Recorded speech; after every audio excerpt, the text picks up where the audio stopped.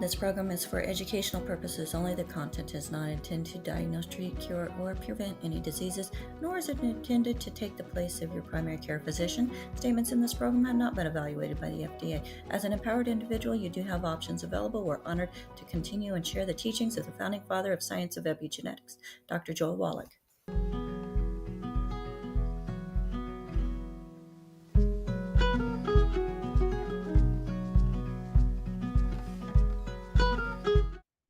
Hello, everybody. Let's go ahead and open up that waiting room and let people in. As yes, we are a live show. If you were watching this program and you would like to join us live, put in your URL zoom.dailywithdoc.com. If you just want to watch us, stream.dailywithdoc.com. My name is Becca Dukes, and as the producer of this show, certified holistic health coach, a certified naturopathic practitioner, and the director of student services for the Institute of Holistic Health, it is my mission and ministry to help get information to the masses in how empowered you really are. Now, this program is being sponsored by dailywithdoc.com, but if you were referred to this program by somebody specific, make sure that you get back with them as they took the time and cared enough about you. Do the same to them and tell them thank you. And they're going to be your number one point of contact if you have any questions about anything that is heard on our programming. Now go to dailywithdoc.com, sign up for our email list. And if you're watching us on any of the platforms, make sure that you like and subscribe. And do that next step. Share this with somebody you know, because this could be that missing link that they hadn't found yet when it comes to acquiring better health journey. Now, today I am really excited as we're going to be exploring lost in translation and what medical terms really mean. So medical words don't always mean what you think. And if you've ever felt confused or misled by a language of the system, you're not alone.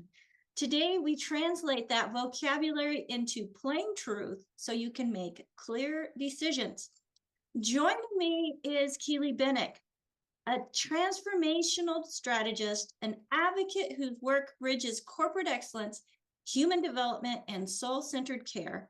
Keeley built a distinguished career in business strategy, specializing in startups, organizational turnarounds, and principle-centered cultured design. Her ability to assess, diagnose, plan, and realign with precision shaped her understanding that every end in mind is simply another transition. Her work eventually moved beyond corporate walls, where today she serves in multi-dimensional roles as a medical advocate, legal advocate, faith-based coach, business strategist, life doula, end-of-life companion, and transformation guide, supporting people through every stage of living, healing, leading, and dying. Her mission is to offer truth that awakens and presence that transforms. Grounding in 5 guiding questions. Who am I? Where am I going? How will I get there? What's missing? And what is my vision for a life worth living? Keeley helps individuals reclaim clarity, healing, and agency. So it is my honor to have her as we decode the hidden meanings behind common terms and reveal the truth patients regularly hear. So, they rarely hear. Keeley, welcome to Daily with Doc. Thank you so much for agreeing to come on with me. You know, your life has taken you in so many different directions, and you have just grasped onto things that a lot of people don't want to talk about. True, so true. So I just want to welcome you, and I know you have a lot of personal experience working with the medical system, both yourself, your family, your clients. And there are so many words that are shared that, one, lead us to believe there aren't any other options, and two, really disempowers us. So I know that you have a little video that you would like me to share. So I'm going to go ahead and set that up. Is there anything you want to share while I get that set up? No, thank you very much for having me. This is sometimes a challenging topic because people go into medical situations and we have an experience, but we really don't understand that what people have to say has dual meanings. So if we aren't really diligent in listening to what they're saying and actually making a determination of what those words mean, we sort of feel like we're out of control in a state of confusion. So the real goal is to put you in the role of an advocate so that you can be your best advocate on behalf of yourself and anyone that you love. I think that sounds like a great mission. And folks, listen up, because that is something that we're going to accomplish in today's show. So let's go ahead and get this started. And listen up. Let me know if you can't hear it, okay?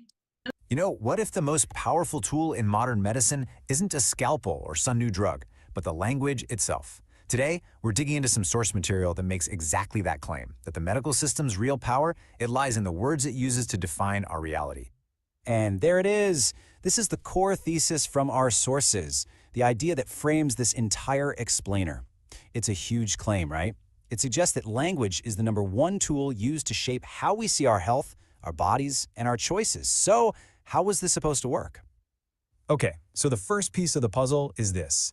Words are not just labels. According to the sources, we should think of them more like invisible strings, little instructions that guide our thoughts and our actions, a lot of times without us even noticing. So really, are words just words? The sources say absolutely not. They argue that when these words come from a figure of authority in a medical setting, they can act almost like a form of programming. They set the stage for our expectations, our fears, and yeah, ultimately, our consent. Think about it like this. The language we hear can directly influence how we feel. These sources talk about certain terms as linguistic anesthetics. They're words specifically chosen to be calming, sterile, to numb us to potential danger. And the argument is, this is no accident. It's by design. So that brings us to the next layer here, what the sources call the code of compliance. This is where they pinpoint specific phrases that they claim are basically engineered to transfer power from you, the individual, to the institution, creating a situation where just going along with it feels like the only logical choice. All right, standard of care. We've all heard this one. And it sounds great, doesn't it? It sounds reassuring, like it's the gold standard. But the sources we're looking at suggest we should see this from a completely different angle. So on one side, you hear standard of care and you think, best practice, the best possible thing for me. But the sources argue it's actually closer to a mandatory, legally defensible protocol. See the shift? The focus moves away from what's truly optimal for your health to what's uniform and protects the provider from liability. And this pattern just keeps popping up in other common phrases. Look at medically necessary. We think it means something is essential for our health, but the source view? It's really about what an insurance company has already approved for billing. Or how about benefits outweigh risks? Sounds like they did a careful calculation just for you, but the sources argue it's often about what works for the statistical average, not necessarily for you as an individual. Next up, we get into what the sources call the language of illusion. This is all about the euphemisms, the words that are chosen to soften the blow, to downplay risk, and to kind of obscure what's really happening to your body. Let's start with a big one, side effects. That word side makes them sound so minor, almost accidental, right? An afterthought. But the source material reframes them very bluntly as direct toxic effects. Their point is that these aren't accidents at all. They're the predictable, direct pharmacological effects of a substance on the body. Or think about routine procedure. The sources ask a really simple question here. Routine for whom?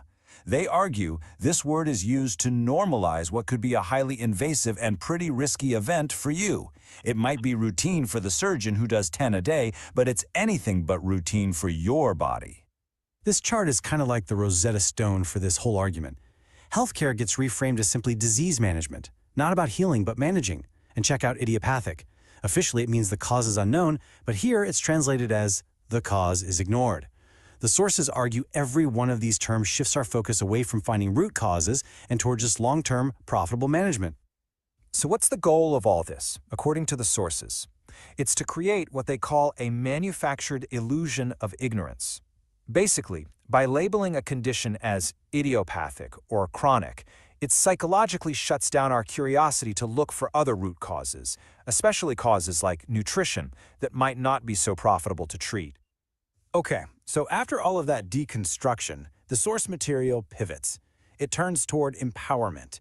It's not just about identifying a problem, it's about offering a solution. So, how do you break the spell? Well, they say it starts with reclaiming the dictionary and changing your own words. So what can you actually do? The sources argue that if language is powerful enough to control, then it's also powerful enough to liberate. And that liberation begins with a really conscious shift in how you talk about yourself and your own health. So the sources propose two really key steps. First, reframe your identity. So instead of saying, I have a condition, try saying, my body is experiencing symptoms. You see the difference? One's a permanent label, the other is a temporary situation. Second, assert your agency. Use clear, powerful language like I choose or I do not consent. This kind of language is designed to shift the power dynamic instantly. And ultimately, it all boils down to this one single, powerful idea from the source material. Awareness breaks the spell. The whole argument is that once you can actually see the invisible strings, the whole puppet show just loses its power over you. And so, the sources leave us with this final thought. It's a question for you, really. Now that you've seen the strings, now that you're aware of how language can be used, can the spell ever truly work again? All right. Well, Keeley, that touches on a lot of topics that I hold near and dear to myself, and that's not accepting a label. And your words that you use are so empowering or disempowering, whether you realize it or not.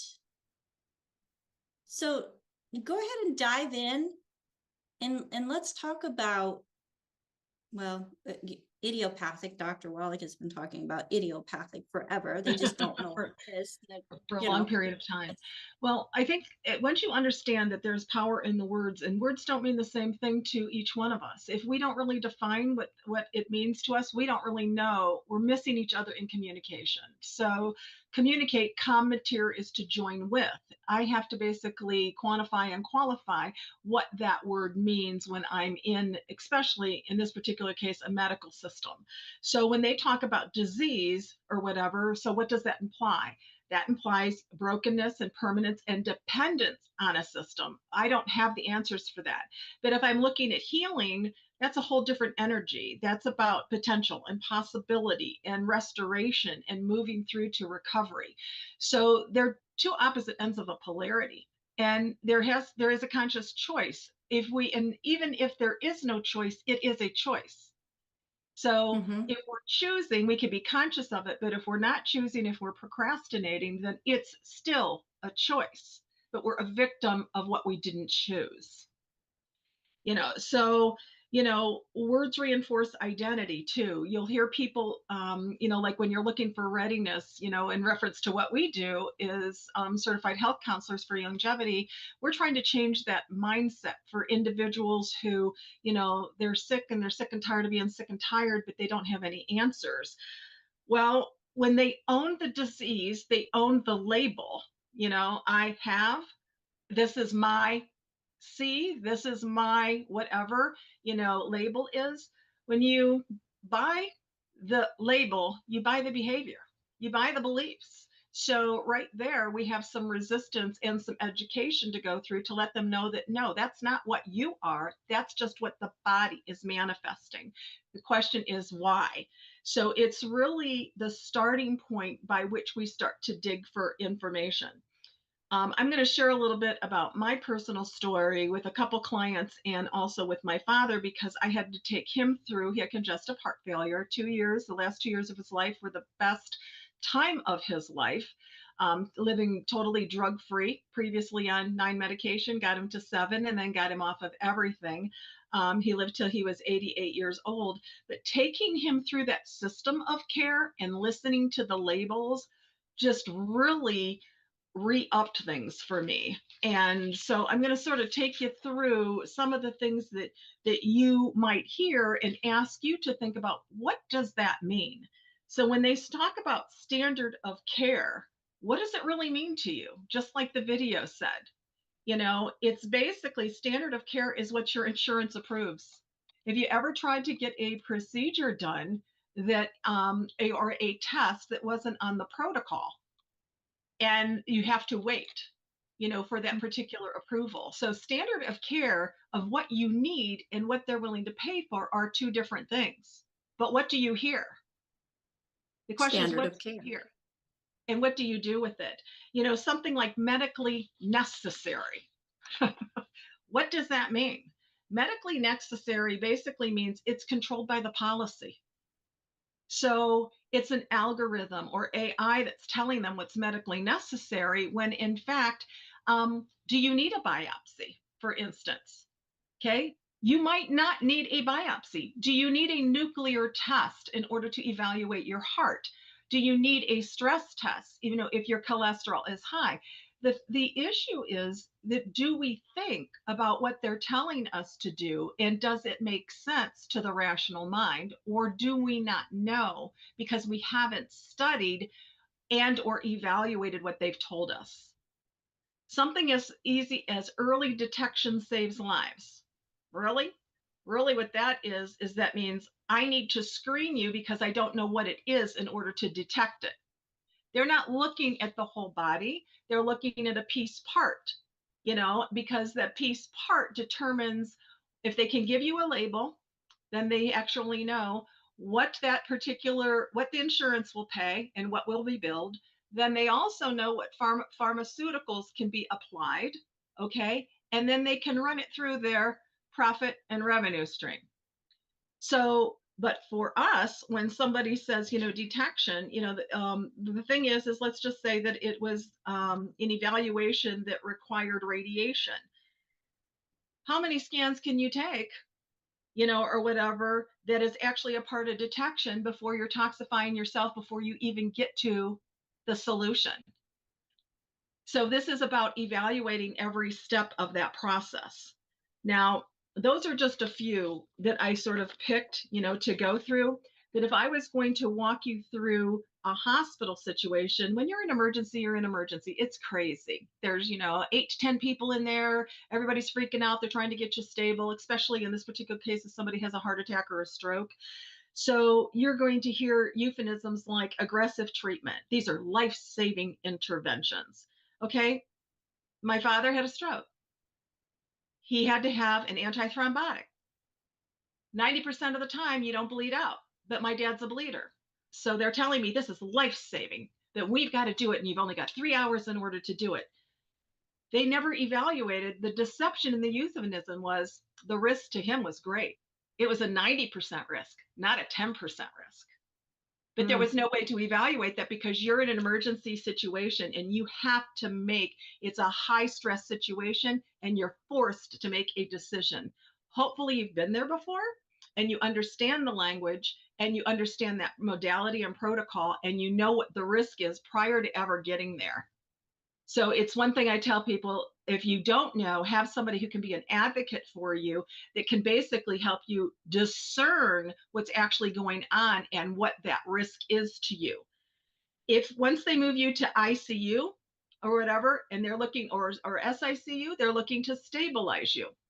Okay, when they stabilize you, they are moving off on AI. They hook my father up. They basically are hooking him up, to a saline solution. They're trying to give him an anticoagulant when he's already bleeding out, that would have killed him in this particular case if I would not have intervened. I said, what are you doing? Because I am the power of attorney. And here's the key. If you don't have this paperwork, the only way you can navigate the system is if you have your end of life information and documentation ready. have a medical power of attorney, have your finances in order, have all of your insurance information, whether you're a veteran, your private pay, your public pay, your Medicare, have all of that stuff available, because that is a determination of what kind of care you will get. And you don't have to know the details of it, but you do need to have it available, because how you intervene in that system is dependent on what's backing you up in reference to those documents. The next thing is that the staff is coming in and they're all trying to do their job, okay, or whatever, but they haven't even seen him as a patient yet. And they're trying to inject things into him. And he's telling them that the things are not working, that he is lucid, that he's not having a heart attack, that it's something else. He had enough conscious awareness, but they won't listen. They would not listen to the patient. And it's really interesting, because they're not to do no harm. So if you don't intervene and hold them accountable to their script of the Hippocratic Oath, they just go on automatic. And so I would intervene and say, I notice that you're doing this because I am the power of attorney and I am here to ensure his dignity of his choices. You no longer can give him anything unless I approve first. When you do that and step into that zone, understanding that, well, I'm the doctor, I'm the MD, I am the neurologist. Yes, you are. Okay. And I don't substitute my judgment for yours. Now, a lot of people have a difficulty with that, because if you know the language of the system and you know that you have a federal patient of rights, you have a state patient of rights, you also have a hospital patient of rights, you can refuse any treatment, any drug at any time going through that system if it's you and you're cognizant. If it's somebody that you love, you need to have those documents or you have no say. It's absolutely critical to play the word game. So then if you go into a palliative care, let's say you make it through, the intensive care. Now we're going to go into comfort care. What does comfort care mean to you? It just make you comfortable at all costs. So what it actually means is that we are going to sedate you. We're going to minimize your hydration. We're going to minimize your nutrition.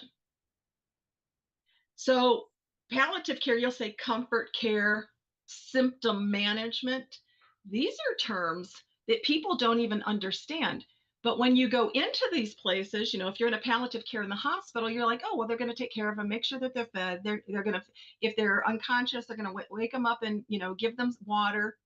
No, they will if they have an STNA available. And if they don't, they might not. They might just deliver the food. And if you can take it, you can take it. And if not, it goes away.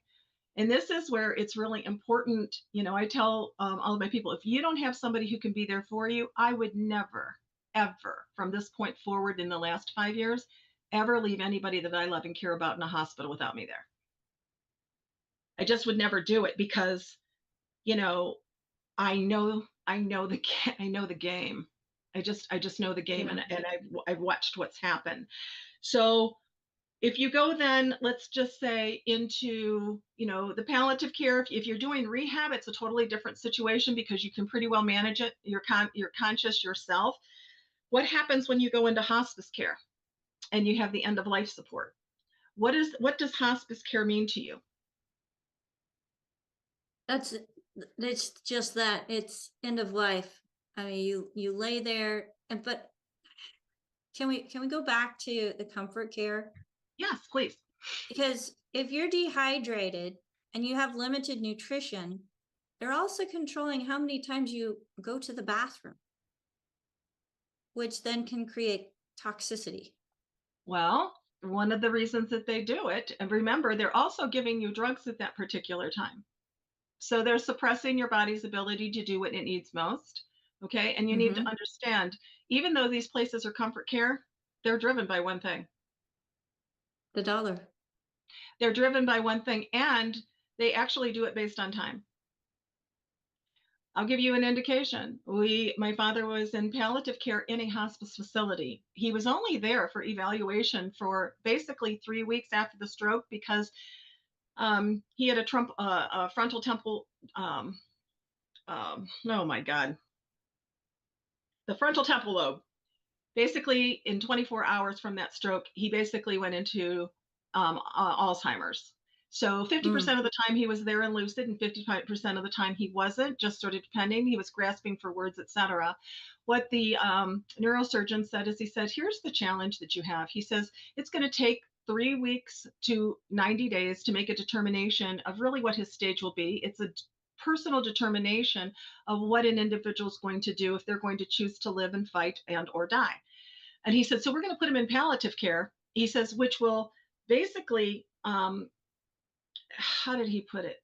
It will support him and his body to determine whether or not he's going to pull himself out. Fortunately for my dad, he was able to do that and go into a skilled nursing care. Okay. And that is a whole different bailiwick. But why we were there, okay, there's two forms of hospice. One actually is accommodating, which means you're not really in the dying process. You could have any form of a disease and your organs are shutting down, but you're there for the duration. They feed you, you're sort of up running around. They take care of you, again, under the comfort care.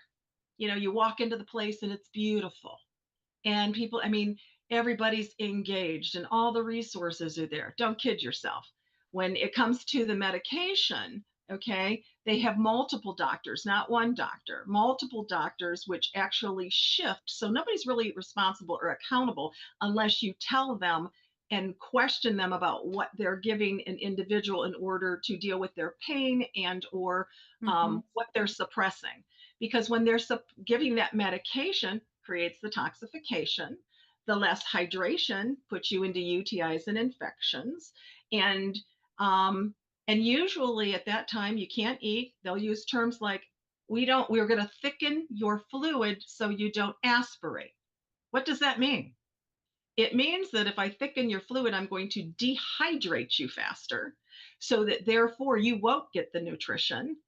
Therefore, I will have to give you more pharmaceuticals because you might be in pain or discomfort. And I'm basically moving you closer to death's door.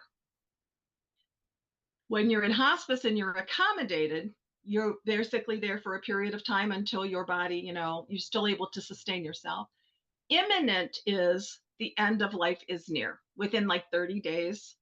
And that is where, the entire thing is heavy sedation. It's total dehydration. It's thickening of the fluids. It's neglected, what I call neglected feeding.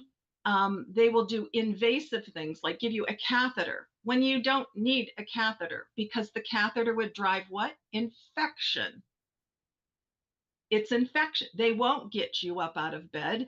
They won't move you. They will keep you bathed, but it's inducing a natural decline. And then just the last one I'll cover real quick is hospice at home. And I call this, if you can possibly do this, it takes a lot of effort to do it, or you can have hospice come in your house, but they won't be there 24/7 to do what you need to do. Then that is where you continue the humane treatment of a human being until which time they no longer choose to nourish their bodies with and or hydrate their body. And we were fortunate enough to be able to do that with my mother 10 years ago. And that way my mom ate 2 hours before she passed. And that was the hydration and the nutrition. The only thing, going back to my father, that kept him alive was we had longevity. The one thing he wanted was his BTT. Give it to me. Give it to me. It sustained him for over 35 days. And then the only other thing that he would consume was that which, he liked his desserts, his tapioca pudding, his, that kind of stuff. But they'll even try to control that under the umbrella of comfort care. They'll try to thicken that as well. And if you're not there during those periods of time, then you're totally dependent on them violating the dignity of that human being. That really the end of life should not be a struggle. It should be a time where the individual and their family can support each other, gain and closure for all of their issues, regardless of what they are, social, emotional, spiritual, psychological, and be prepared to send them on their way, holding them up and uplifting. I've been through some very wonderful ends of life. It's been the privilege of a lifetime to do that. And I've been through some very horrific situations that have left me wondering why I would ever do this again. And then, you spring back to life. Yeah. Well, I love the fact you're able to use your experience to help others understand what's going on through the different stages. It's I love to go into those places because people are the most real at the end of their life. They're willing to have conversations and deal with things that you can run from in life. You get distracted with life, and it's like, okay, but at the end of their life, they're real. They're telling you what they're thinking and what they're feeling. And my question to them, so how can I support you to live fully and to live well? And they said, isn't it ironic? And I take him in a wheelchair, and I'm on a crutch, so I'm pushing. It's sort of funny. After a car accident, I still have a crutch, and I'm pushing them in a wheelchair, and I'm on a crutch pushing them. And we go out into this beautiful place, and it's an oxymoron, because you have the semblance.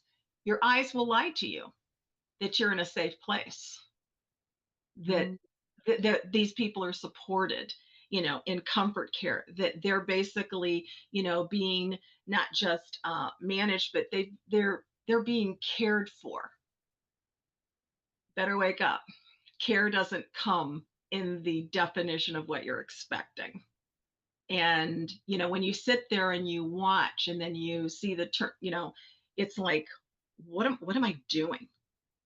Just what am I doing? And so I started just listening to what the doctors were saying. And, it's like they would say end of life protocol. Basically, what that means is a drugged out shutdown. I mean, I started to come up with, different terms. It says they're resting comfortably. Usually that means they're chemically knocked out. So you'll go in and to see them, and they knocked them out for 12 hours instead of giving them, and this is where the POA comes in. When they were administering any kind of morphine, whatever, I said that they could not, they'll take it the range of 0.025 to a 1.5. The nurses on night, if somebody's being difficult, they'll basically give you the whole shoot and shebang, which will keep you out for 10 to 12 hours. I would not allow them to do anything but a 0.25. I said percentage, and then they had to wait 30 minutes. And if there was any pain, they could give them another 0.25 milligrams, because I would come in and he would be out. Well, that's not living. He doesn't want to be in a drug-induced coma. So again, it goes back to, if you know the language of what they're telling you, they'll say something, well, I delivered the meal, but the food was untouched. Well, did you have anybody come in? The answer is no. They'll say, well, the person was agitated. If you wince, they go to move you, and you're used to sleeping in a chair instead of laying down, and he's in pain. The projection comes, oh my God, they're in pain. I have to give them a drug. Oh my God, they're making noise. Oh my God, they're trying to get out of bed. And it's so ridiculous, because if you were at home, think about, what would you do if you were at home? You would do it totally different. You're just going to make sure that they can't get out of bed, and that they don't get hurt. But, you just hear the terms, and all of a sudden they will also, even if they know that you're a power of attorney, they will ignore you, because they don't like to be usurped. They will find, individuals in the system will find any way to get around you making a power move over them. And the response needs to be, that, especially from a legal standpoint, this individual's to have no injections, no biologics, no mRNA, anything, unless I sign off on it. And I'm not doing it electronically, because they will go right past it, even though they tell you that you're the POA. Mm-hmm. The other thing is you can use an ombudsman. Do you know what an ombudsman is? No, I don't. Please share with us. An ombudsman you can get in a hospital facility. Sometimes, many times, the majority of the times, they are employed by the hospital. They are to take up your patient rights. So your patient rights, they'll hold up if there is a difference, a conflict in between family members, in between the medical practitioners, you're not in agreement with them. They basically will coach and facilitate you through that agreement. Make no bones about it. They are not your friend. It's sort of like human resources in a corporation. I hate to say that, but they're going to back up the hospital. They're supposed to be an intermediary in reference to your support. I've never seen one work well long term, because they're there to protect the liability of the institution. They have, if you're in a corporation, you got fiduciary responsibility to protect the assets of the corporation. So this is sort of unique. So if you have an advocate, and it can be a family member, somebody hopefully that is educated on the system and the games that are played, the titles, the words that are used, that you have enough savvy to know when you're being played and when you're not, so that you can support the individual who is in this particular process where their health is failing, and you can support them to live out the dignity that allows them to finish well. So I have a question. With having a POA, power of attorney, and that's medical power of attorney, how do you stand your ground and not get kicked out? Well, they will try, because everybody wants to usurp authority, and you do it very respectfully until the point in time that you cannot. So I can give you an instance of that. My father was in ICU. He wasn't supposed to be having, they didn't want him to have any liquid. They were dehydrating him for 5 days. The second day, I came in with plant-derived minerals, because he had his blood pressure was so high that when they would try to draw blood, what would happen is he would end up with skin slits of 2 inches. So take a knife and just cut yourself 2 inches, and you would bleed through all 7 levels of skin. So they come in and they said, "What are you doing?" And I said, "Well, I take my pack of stuff, and I have a whole thing I carry, and I have all my little samples and sachets with me. And I always have a shaker bottle that you can see through on purpose." And I would, shaking up his BTT, had poured everything in it. And then they have those, they're like little droppers, or whatever, sort of like when you use a tincture, except it's bigger. And I would feed it to him that way. And the doctors come in and say, "What are you doing? You're not allowed to, give him something to drink." And I said, "According to whom?" I just asked him questions. "Well, that's our practice and our policy." And I said, "Okay, well, that's yours." But I go, "Let me introduce myself." I said, and they knew, I didn't know that they remembered my name, and he goes, he says, "You're not just his daughter." And I said, I go, "Yeah." I said, "I'm his power of attorney." So I sort of deflected. And he's like, "Well, you can't do that." And I said, "So what are you going to do about it?" And he's like, "You can't do it. I need to take it away from you." And I said, "Okay." I said, "That's not going to happen." And I said, "So let me tell you why." So I got his boss, which was, again, I'm going up the chain now. And I said, "Would you like to understand what I'm doing?" And he looked at me and he says, "I really don't care." Now that was a power move. That was a control move. The next doctor that came in said, "I am interested in what you're doing. Tell me what you're doing." And I said, "Well, if you're uncomfortable with this, there's a door there. You can walk outside the door and you can pull the blinds." I said, "Because I'm going to do this regardless." And he looked at me, and his boss came down, and his boss knows all about Dr. Wallach and about the minerals. He also was in his 70s, and he's in semi-retirement. So what he said, he goes, she can do whatever she wants to do. He goes, I got to give you a lesson. He goes, she's the POA. If she tells you that she's not going to take it, you're not doing it. And if you slide it by her, he goes, you need to understand, then we become liable. So it depends who you get. It depends what they understand, because I had two young doctors and not neither one of them were over 40, but yet when their boss came in, he knew exactly. And he's like, yeah, I am interested in what you're doing. And eventually he became a customer of mine, but they're not all that easy. Sometimes they'll want to fight, and you just, so then there was another doctor came in, and I was done on like the fourth day of dealing with having the experience. And I said, let me just tell you, this is what we're doing. This is how we're doing it. And if you don't like it, then I guess I'm just going to own you. And then they realized that I had the legal background and I had all the documentation because I had the papers in my hand. And I just looked at them. I says, here's where we're at. I'm done having conversation now. And that's when we were able to move my father out of there into a palliative situation in order to move him out, because I would not allow them to do the protocols that they wanted to do, because they were going to do further damage. So you have to know who you are.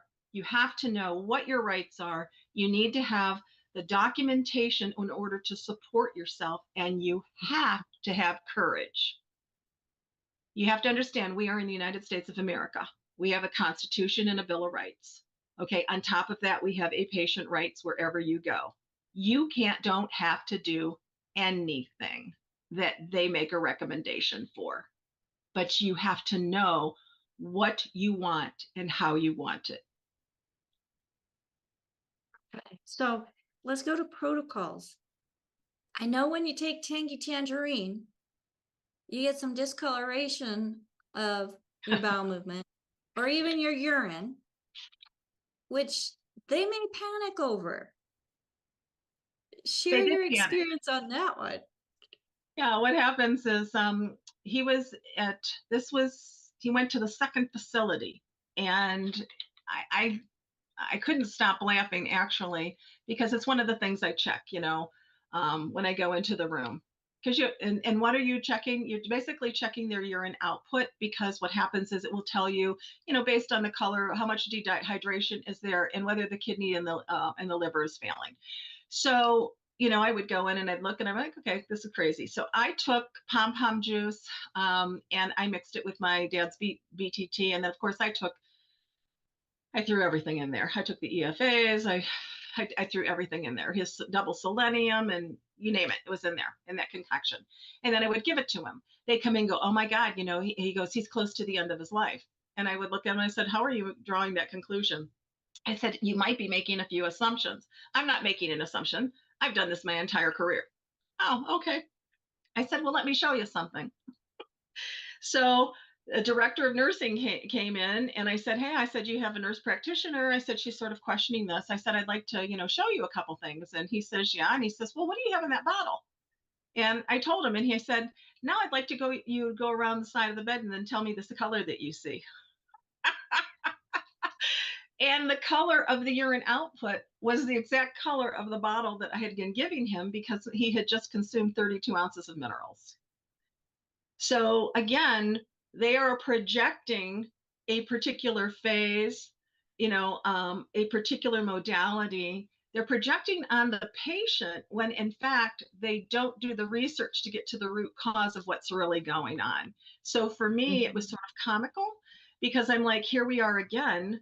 They're demonstrating that they're just managing disease, and they're looking at him as if he's imminent and he's going to die anyway. So it's just sort of an oxymoron. Yeah, I know people panic when they see their urine and thinking, oh, because the medical establishment have taken supplements and just said, you're just giving yourself expensive urine, which is not the case. It also tells us if your kidneys are functioning, are they filtering? And with water soluble vitamins, you're going to pee out what you don't need. But if your digestive system is working, you're going to absorb what you need. Yeah, it's just really unfortunate because even then, when I was watching the dehydration in him, they get confused. You can get you can get the UTIs and get totally confused from the lack of hydration. So, it didn't really matter if he ate or not because I didn't care if he had consumed his meals because I knew I was going to be there every night in order to give him what they didn't give him during the day. And once they figured it out, what was interesting, I started challenging them on their euphemisms. I started challenging them on their language. And it was amazing because there's so many great people in these places, and there are some that you can do without. Um, but you really need to, sort of build a relationship based on them taking care of whoever it is you are there to support, whether it be a loved one, a friend, a parent, whatever. Because what happens is they're doing what they have to do in a lot of cases and not what they want to do. And they were open to the education of being challenged on these terms. And they said, yeah, you finally figured out we work in a beautiful place and the stuff we do behind closed doors is totally different. And they're not in alignment. Many of them are not in alignment with them, but they've spent a lot of time being educated in reference to that system. So they are also in conflict. And they're just really there for the passion and the love that they have for taking care of people at the end of their life. But they're also caught in a system that can't offer them anything other than what they do. And I had, 3 great nurses and a nurse practitioner that were absolutely fabulous. I couldn't have wanted more for them. I wish we would have been there first. But again, you have the experience and you never know what you're going to get. So the recommendation I would make there is that if you're looking for a facility for somebody short term or long term, make sure that you look at the longevity of the individuals, how long they have worked there. Look for the turnover rate. Because you'll find the people that are passionate that this is their calling, they are there to provide real care, not just the comfort care inside the standard that the system operates under. And you can find them. You just have to really try to create a relationship. And out of those relationships that we created over those 30 plus days, what happened was many of them tried the products, have become customers, and are now educating themselves because of the influence of that experience. And that to me is it took a long time to get there, but the point is, does it matter how long it took if you were able to meet their want and need and educate them so now they have another tool in their toolbox? And when I left, I've actually heard from several of them since I've gone, and they said, you helped me figure out that I have a different way that I can help my clients. Now, the question is, can you come back here and sell our director? That's a whole different issue. Well, yeah, because he's under his guidelines from his boss. So you said you need to look to find the turnover, the longevity of the employees. Where would you start in looking for those points? When you go into, I had 6 facilities that I was looking for my father. He was also a veteran. So there's, you have to work what system you're working, if it's Medicare, private insurance, whatever, because whatever systems you go into, you get to evaluate, go visit, talk to your executive directors, talk to your director of nursing. You want to see a assortment of individuals. You want to talk to their director of activities. You want to know if they get people that are sick but not dying up and back into, you're in the living room, you're eating in the dining room. You want to get them back into life, into community, into the social network. The faster that you do that, you're engaging them back in beginning again through a difficult journey, depending on how ill they are, if they're recovering from a surgery, and or if they're imminent and going towards the end of their life. But what happens so many times in your hospice and in palliative care, you're separated, isolated, and you don't get any of that. It's different if that's what you want. But if you're Mhm. still very vital, you need life and living around you. So I asked for a team of people.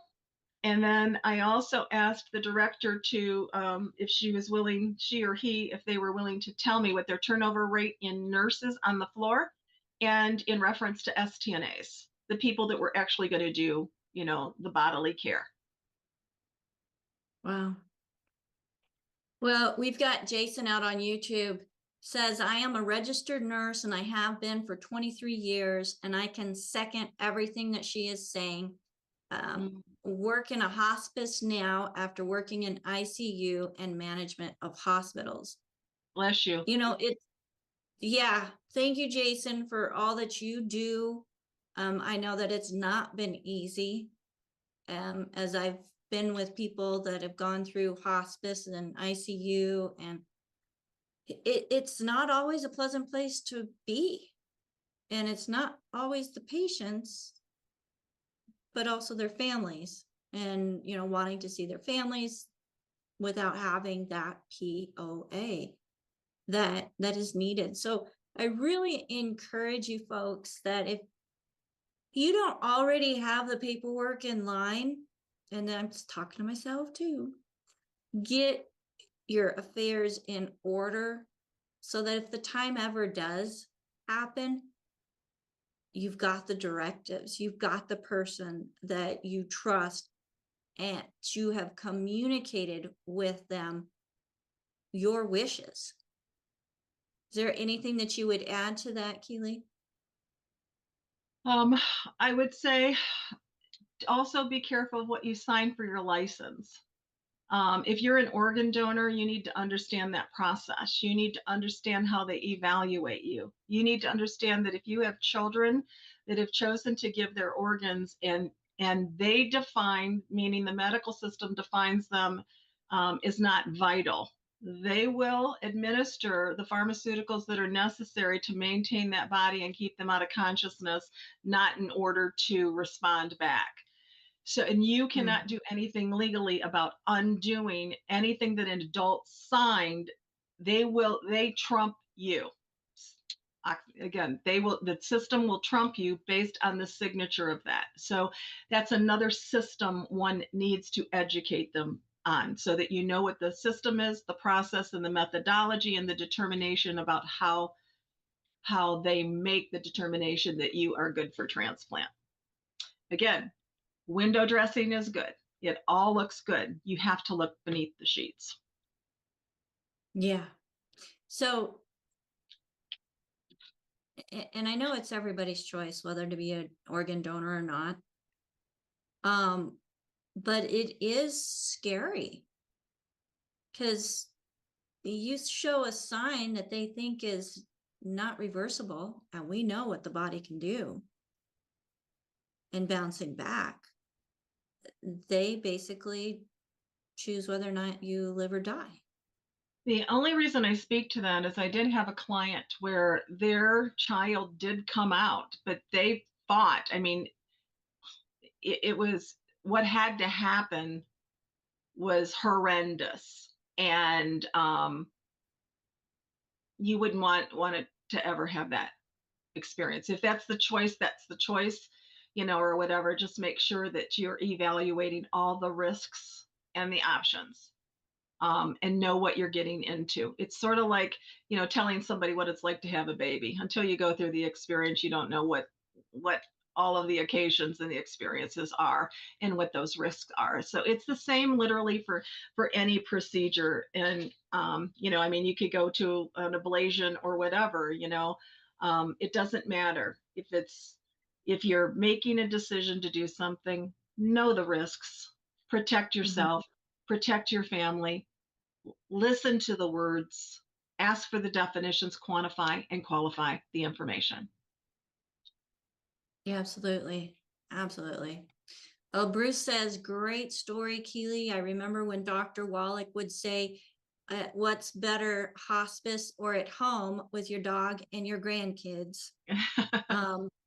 Yep, I absolutely agree. It's definitely much more pleasant place, especially if you've got a dog that just wants to be close to you, love you, and let you love on them and have that warmth heartbeat so close. Well, Keeley, I just want to thank you so much for coming on. I know we had so many topics to choose from, but I thought this would be a great place to start since it's something that you do almost every day of your life in helping I people through absolutely these love it. stages. You know what the good word, when you take a look at what the Bible says, it says death and life are in the power of the tongue. Okay, but it's the words that justify it. And words can condemn us. The issue is we really, I just can't tell people enough. Just pay attention to what people say. Don't make an assumption about that you know what they mean. If and ask. If it's ask, be courageous, and just know that you are there for a purpose and a reason that is greater than yourself. And you can ask in a kind way, not always a demanding way. I know our tone and the way we ask more often than not determines the reaction that we're going to get and the response we're going to get and the tenderness of that response. So folks, our medical system has some amazing people in it and they're doing their jobs. But I think it's our job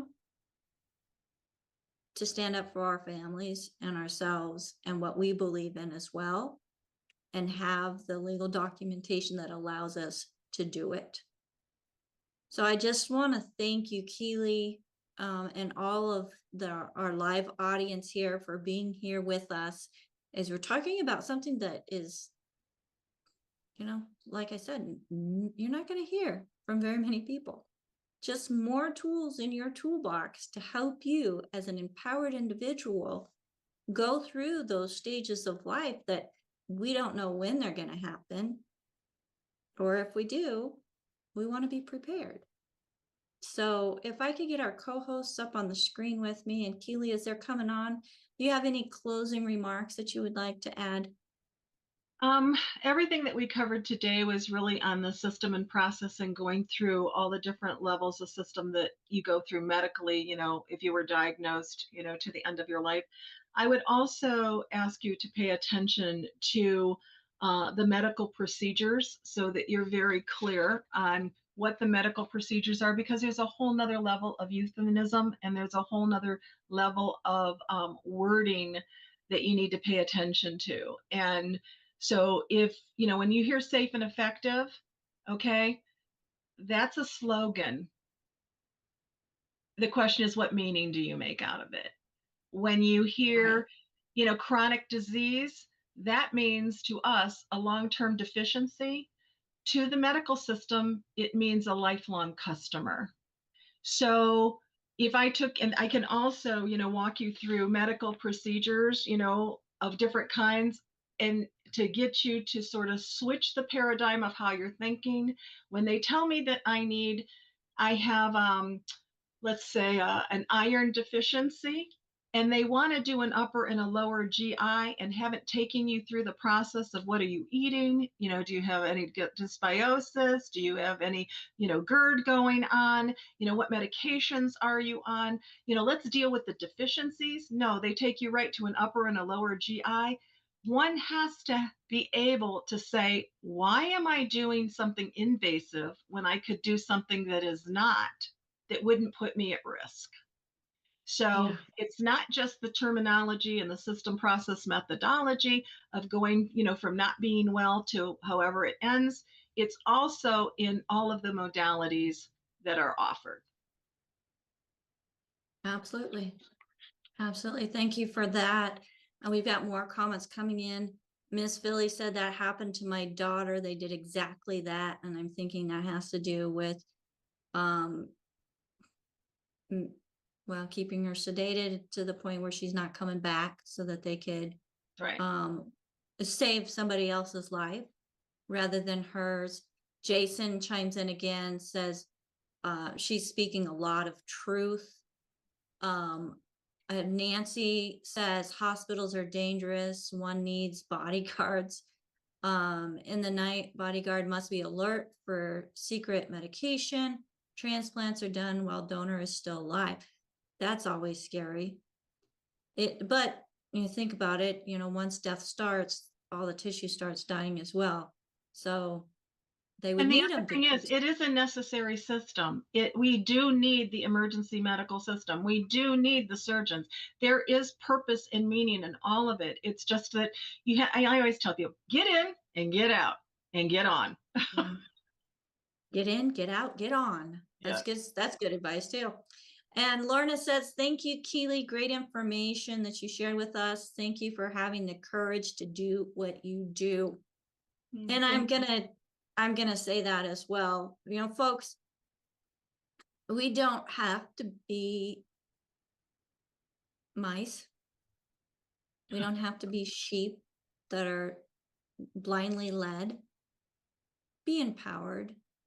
This is just more information that you can use to help yourself and your loved ones. And that's what Daily with Doc is all about.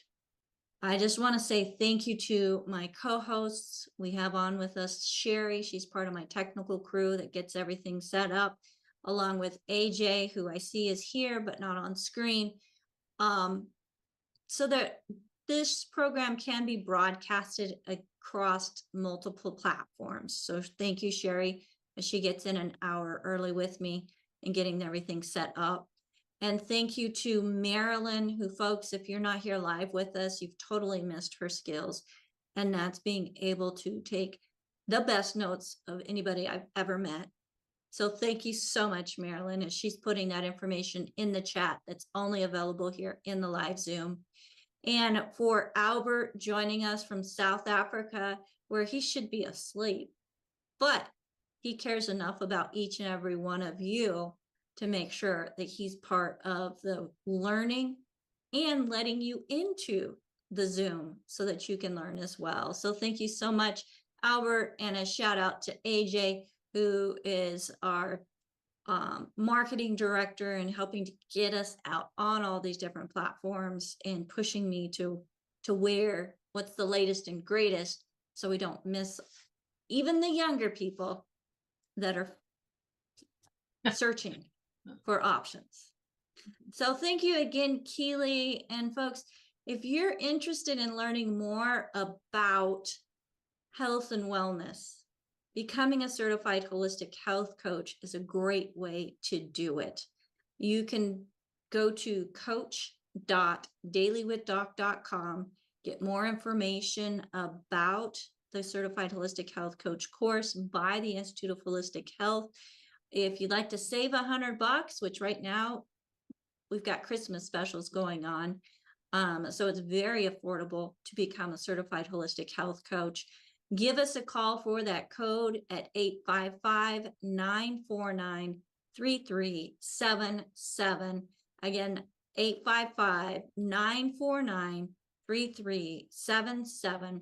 And if you've never worked with a certified holistic health coach or an advocate, you found this program on your own, that number is also for you to call so that you can reach a certified holistic health coach to help you choose what's going to be the best option for you in reclaiming your health journey. Because, folks, it's never too late to make a U-turn.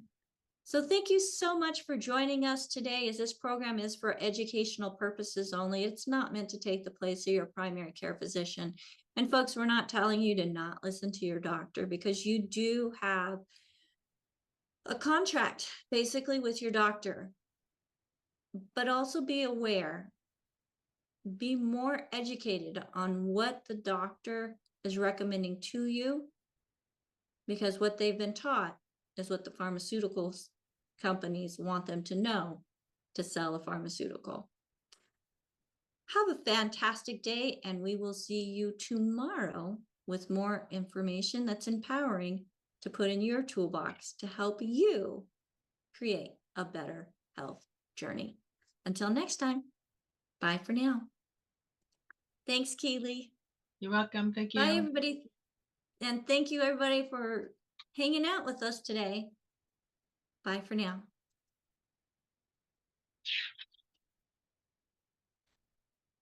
Record.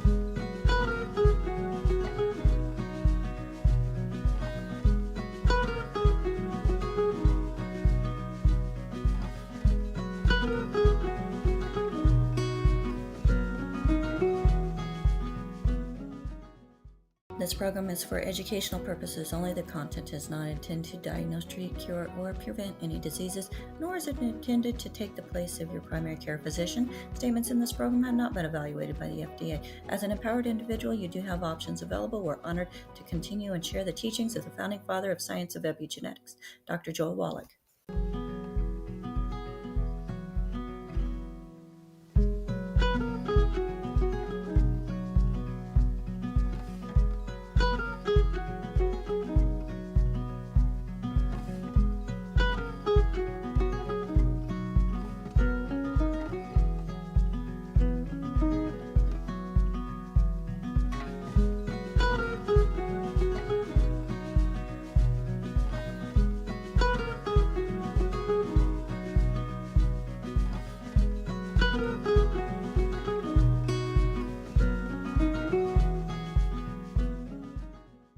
This program is for educational purposes only. The content is not intended to diagnose, treat, cure, or prevent any diseases, nor is it intended to take the place of your primary care physician. Statements in this program have not been evaluated by the FDA. As an empowered individual, you do have options available. We're honored to continue and share the teachings of the founding father of science of epigenetics, Dr. Joel Wallach.